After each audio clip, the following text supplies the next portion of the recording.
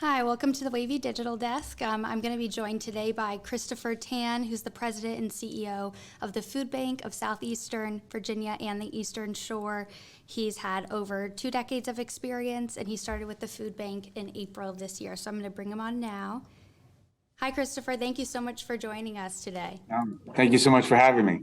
I really appreciate this opportunity to speak with you. There are so many events that you all are working this time of year and all year round. So I just think it's a great time to sit down and answer, just some questions about how people can give support, but also how people can receive support. And then just some of the events that you have going on right now. Sure, yeah, this is a great opportunity to kind of talk about our work. Thanksgiving in particular brings a lot of attention to food in our lives and also a good opportunity to talk about food insecurity in our communities. Absolutely. I just want to make sure that our viewers are hearing you all well. So I think we're all set up on that end and we can get started. So I think, the first question I have with over 2 decades of experience, can you just tell us, and maybe that will help people know, how to support, what draws you to this mission? I think oftentimes we're really focused on ourselves in this world. And so working for nonprofits in particular, and then the food bank, it's just an opportunity to really kind of focus our attention outwardly. In particular, food insecurity, which is, everybody in a society should be able to eat. And particularly in a country as wealthy as ours, we shouldn't have the types of issues that we have. So it's a great challenge, one that I really appreciate and accept. And it's also an opportunity for us to kind of think about how do we help neighbors who are really those people right next door to us to provide the food that they need. Absolutely. And I think it was in the press release when you started, you said something to the effect of, food is a universal thing, and it's one of the greatest ways we can show love and affection is through food. Is that something that guides you every day? Yeah. So, the thing that I really think about a lot since starting here 6 months ago is really food is that connection, and that's what we really, from my perspective, are doing here at the food bank. The thing that we all know is that when I come to your house, hopefully you're offering me a beverage or a meal or something, and we're connecting over that meal, and it's opening up conversations, it's opening up opportunities to learn from each other. At the food bank, we're doing the same thing. We're using food as an opportunity to connect you to other resources in the community. So if we are that conduit through the use of our food hubs or through the use of our partner agencies, if we're that conduit to employment questions, if we're that conduit to financial literacy or financial counseling, health screenings, taking care of your health, learning about how to cook for yourself if you have certain chronic health conditions, the food bank can serve as that connection. And we all naturally go to it. We all naturally go to thinking of food as a way to connect fellow human beings together. And so it's that connection that I think is what we're really focused on. And one of the things I love to say, like about my 20 years of experience, is that really the only thing that's ever changed another human being's life is the care and compassion of another human being. And so the food bank serves as that opportunity through food to make those connections. Absolutely. And I think one of the questions in making that connection is, when people are looking to support, some people are able to give monetarily and that's great. And some people are able to give their time. What are the ways that people might be able to connect and give with your organization and, help the community, help, people in person or, behind the scenes? Sure. Yeah, so this is the blessing of the food bank really is that we do have that opportunity to let you connect to different places of our organization in many different ways. So first, you certainly can give monetarily. And I like to say it's important to keep in mind that we can do a lot more with your monetary funds than maybe you can as far as food. So a $10 donation to us can equal $60 in groceries. Whereas if you went out and purchased groceries on your own, the $10 would go as far as $10. So I think that's a real key. You can clearly donate food as well. So clear out your pantries, things that you're not going to use anymore. things that you want to have food drives with at your local schools, that's always beneficial to us. And a lot of our food comes that way. And then third, I would say, which is important, is that a lot of our work depends on the use of volunteers. So we have volunteers that come here every day to help us pack food, to help us get food ready for distributions. We have volunteers that go to our over 170 partner agencies that you can volunteer in their food pantries, directly distributing food to those in need. You can volunteer as church groups, youth groups, corporate groups. You can do team building exercises with that. And the best part about working at the food bank, I think, is that you do see exactly where your volunteering is going. So you're going to come to the food bank and maybe pack food for us for 2 hours at a time. There's going to be music, but at the end of that, we're going to have packed 500, 600 backpacks of food that are going to go to children that month. So there's a real tangible thing that you can see going out the door. I think our volunteers really appreciate that. Absolutely. And I know that every area someone is able to donate, whether it's time or money, is very important. But is there a place in your organization that, needs the most volunteering at this point? So we are in a kind of a two-pronged way that I can answer that. One is that this is the school season. So our backpack program is distributing 5,000 backpacks a month. So that all has to be packaged. So there are definitely opportunities for that. We also have family nights that you can look on our website where you can come pack as a family and do things as a family. So that would be the way I would answer here locally, right in our building. But I would say the area that we need the most help in is really helping those 170 partner agencies get volunteers to work their pantries. So their pantries are open anywhere from 1 day a week to 5 days a week. And, with COVID and a lot of other resources limiting resources, a lot of those pantries have had a hard time getting volunteers. So we would love for you to take the opportunity to look at a pantry close to you. Like I said, there's 170 in our community. So there's probably one really close to the listeners that you have, and really focus on maybe giving back right where you are. Absolutely. Right to your neighbors, right to those in your community. I think, the one question I have about that is, people can need food at a variety of places in their life, and it could be someone in your community, could be your neighbor that's going to the food bank. If you are somebody that is looking for assistance, can you just show up? Are there programs that you can sign up for? I think that, people that are looking for help need help at different financial statuses and everything. So, what is the best way for them to sort of get in touch with you all? Sure. So I would say a couple of things. That you're exactly right.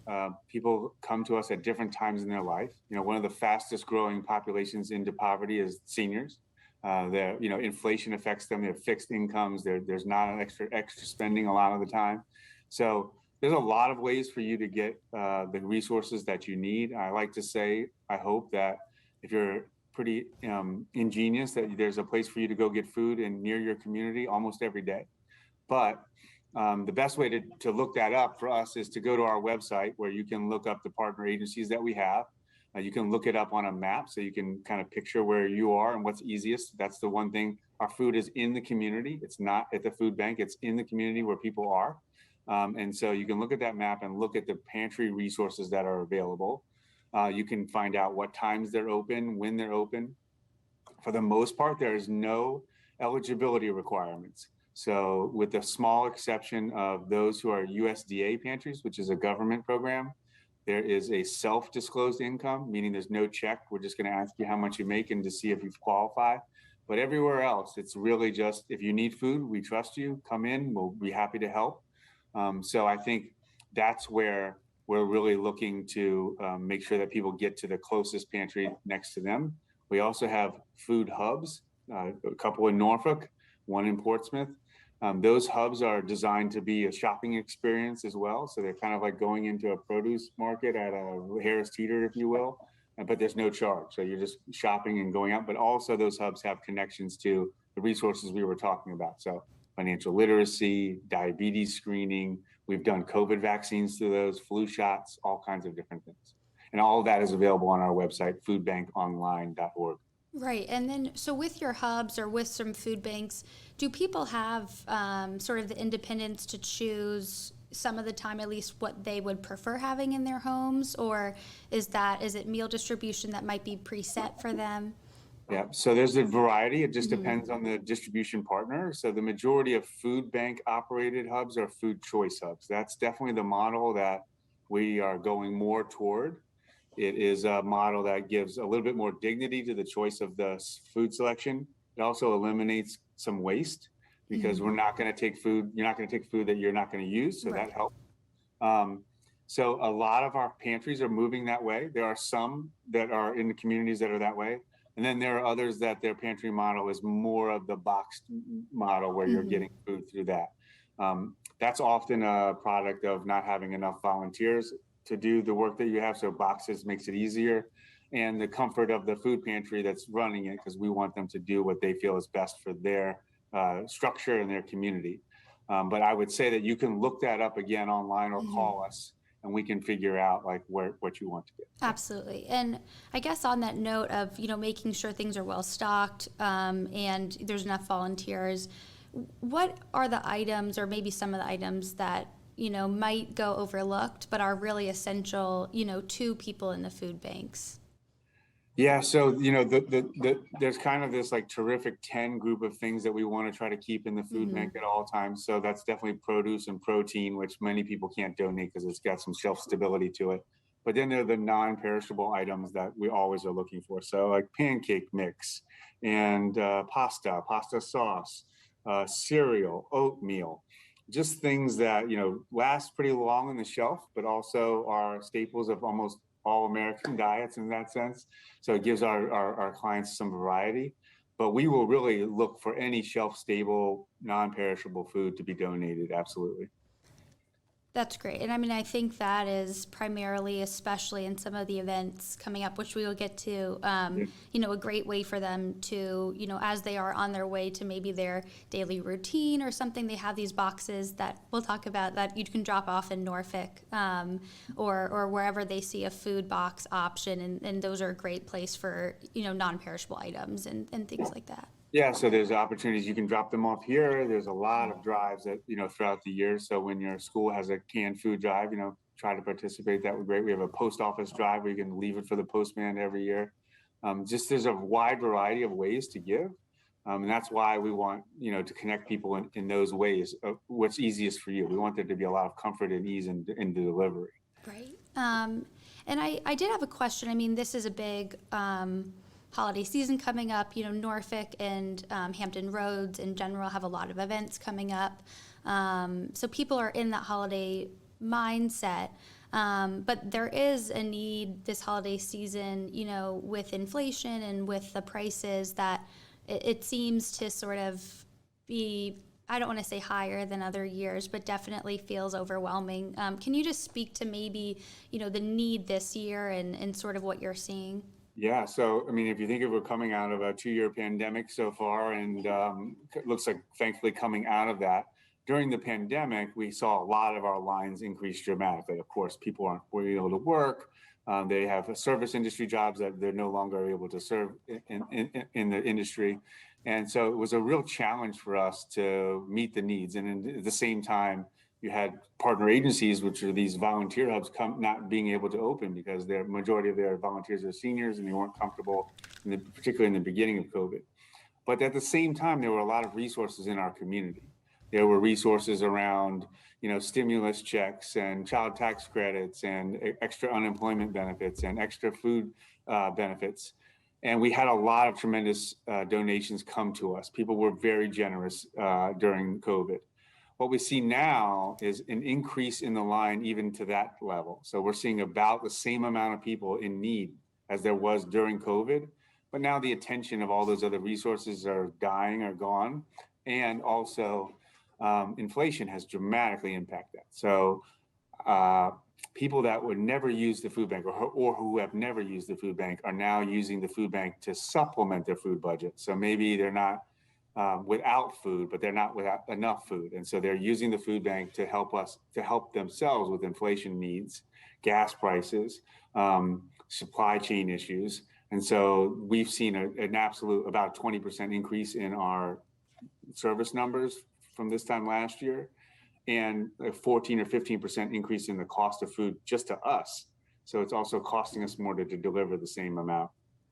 Wow, so 20%, I mean, that's a large raise. Absolutely. I mean, are there partners with you all that maybe are more large scale groups that donate that, that has sort of changed, the amount that they can give you, or has donations been pretty standard throughout? Yeah, so donated product is actually down. So the food bank is actually spending more money than ever before to help offset that. So donations are down for a number of reasons. COVID is a part of that, but also supply chain, but also, COVID has also allowed manufacturers and grocery stores to be more efficient in their inventory control, and their efficiency is our loss in that sense, because any extra doesn't come to us anymore.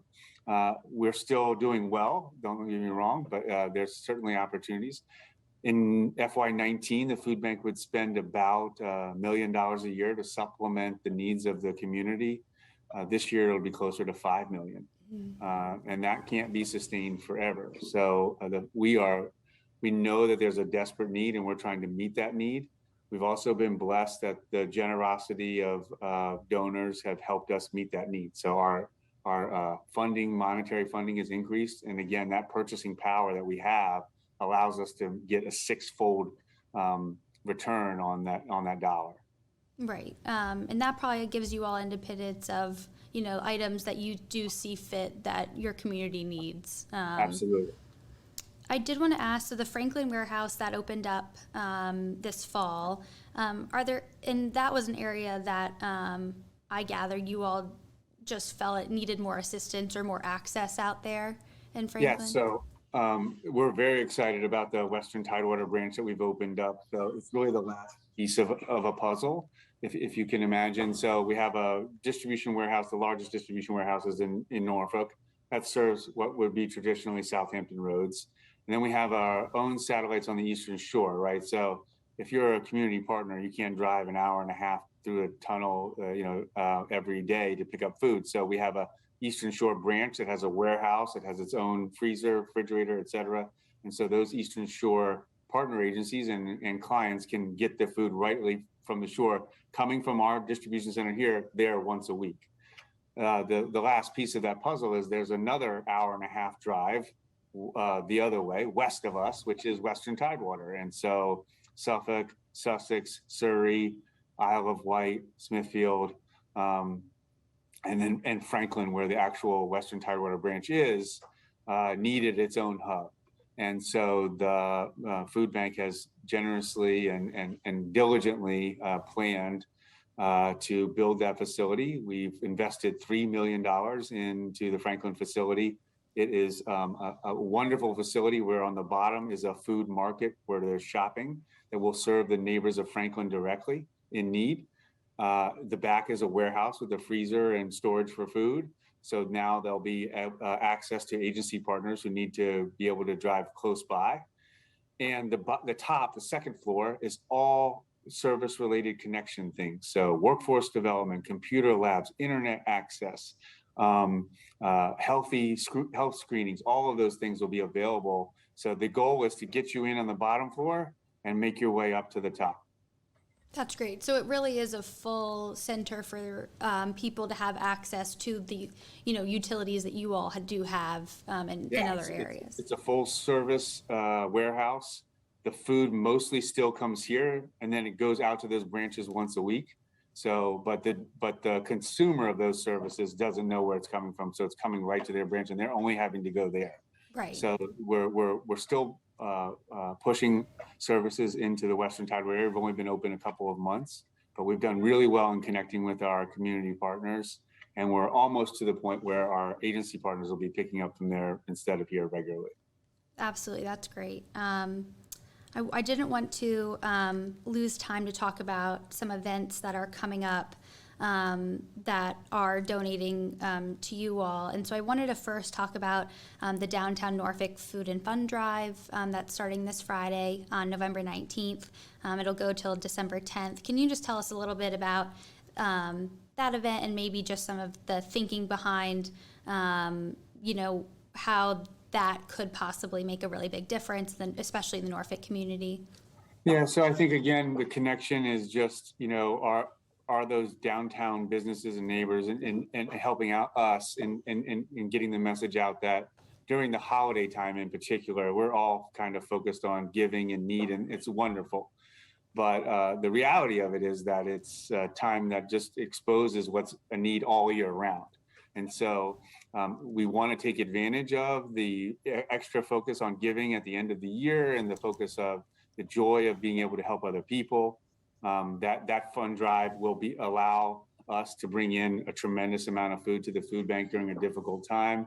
You can imagine that during the holidays, we also do a lot of Thanksgiving meals for our clients and things like that. So it's going to be important that we have extra food. And our biggest event of the year is coming up as far as a fundraiser as well, which is the Mayflower Marathon, which would be, again, all of those are geared toward making it easier for the donor to connect to our work. Absolutely. And I think, at least in the Norfolk Drive, there's going to be a QR code in addition to the basket. So if you can give financially, that is an option for you as you pass by. Yeah, absolutely. And I wanted to ask one more thing about the event. The goal right now that you all have set is 750 pounds of food and $1,500. Do you think that is something maybe in line with other drives that you all are reaching for, or is that just sort of, to help promote giving in the community? Yeah, so when we start new opportunities like this, we try to be realistic about how well we can do. I think it's definitely doable. Something that we want to try to achieve, and it also, I think, is an opportunity for us to get the message out about the need. And that's oftentimes what's most important, is that those in the downtown Norfolk community who may see people in food insecure situations throughout downtown Norfolk at times know that there's a way to give to an organization that can benefit those same clients and neighbors in need. I like to say we're really all neighbors just helping our fellow neighbor. And so I think that's really where the goal would be. Absolutely. And you mentioned some Thanksgiving specific, meal distributions and things. Yeah. Can you just speak to, either if it's next week or on Thanksgiving Day, what are some places in the community, they can go to? Yeah, so most of our Thanksgiving is going to go through the partner agencies that are already working with these clients. So they're seeing clients. Again, the goal is to be client-centered. So we want the food to be closest to the client. We don't want to have somebody in Chesapeake have to drive all the way to Norfolk to pick up food, et cetera. So we know that that's going to be important. So most of our distributions are through those 170 partner agencies where we're getting the turkeys for them, getting the food for them, hopefully helping them acquire that food. But the distribution is actually going to be in their neighborhoods. I would be remiss if I didn't add that we have a big Mayflower Marathon coming up this Friday. It's pretty fascinating. We'll collect almost 500,000 pounds of food and donate it through either monetary donations or through food itself. And then we will pack that food on site all weekend long, and it'll all be distributed before Thanksgiving 2 days later. So it's a really great opportunity to come learn about our work, give to our work, but also to recognize that Thanksgiving meal is important. Absolutely. And that is another event when you're talking about access, that there are multiple locations around the area. Some of them are running the whole 57 hours. Yes. Pembroke, what was the former Pembroke right. Mall is one of them. Mm-hmm. We'll be in the back by Target. It'll be, it's fun. People are cheering. There's ways you can give monetarily. You can collect food. You can bring food. We have a lot of groups that come throughout the day. There's a motorcycle clubs. We have a Corvette club. We have preschools that come by with their school buses to give. We'll have 500 volunteers out there at some point during this weekend. We have the Kroger Marketplace in Suffolk is another place that you can drop off food. Same situation. They're not open. They're open almost all day. The one in Pembroke, you can go 24 hours a day. So we really want to, again, collect as much food as we can. And our goal as a food bank is to get that food onto the tables of the neighbors in need before Thanksgiving. Absolutely. And I think, with an event like this, and you're talking about this being a particularly difficult season for people in general, that, this drive could potentially help you all for if people bring enough cans, right? Those could last quite a bit of time. Yeah, absolutely, absolutely. So they'll go to our partner agencies, but those cans and non-perishable items could stay on their shelves as well if they have extra. Absolutely. I think I think we started this conversation with you never kind of know when you're going to be in need, and you never know when you're not. And so we have plenty of employees here that were once in line and now are not. So I want to encourage people, if you need food, please go to our website, find a place that's close to you. And there's no stigma to that. We all have opportunities in our lives when we need a little bit of help. And if you are in an opportunity in your life where you don't anymore, or you never did, please consider giving to those who did. Because really, again, we're neighbors just trying to help our fellow neighbors not be hungry, which is really a basic kind of thing about life. So we want we in this society, no one should be hungry, particularly Absolutely. children. And we'll share that link as well, so Thank you. people have access after watching this and can figure out either the closest food bank or what assistance they need. So we'll make sure that's accessible. Thank you. Well, thank you so much for speaking with me today. I really appreciate all your time, and thank you. Hopefully the events, you have great turnout this weekend, and be thinking about this. It's not just this holiday season, but the full year round. Yeah, thank you so much. We really appreciate the opportunity. The food bank delivers the weight of an elephant of food every hour that we're open. So it's a daunting task, but one that we're up for and excited to help with the community. Definitely. Well, thank you so much. Yeah. I will let you go now. But thank you again. And I guess we will keep updated as the events progress, throughout the year. Sure. Yeah. Thank you. Thank you. Thank you all for tuning in today. If you are watching, I will be sure to post the link so that you have access to giving or receiving support this holiday season and also all year round. Thank you so much.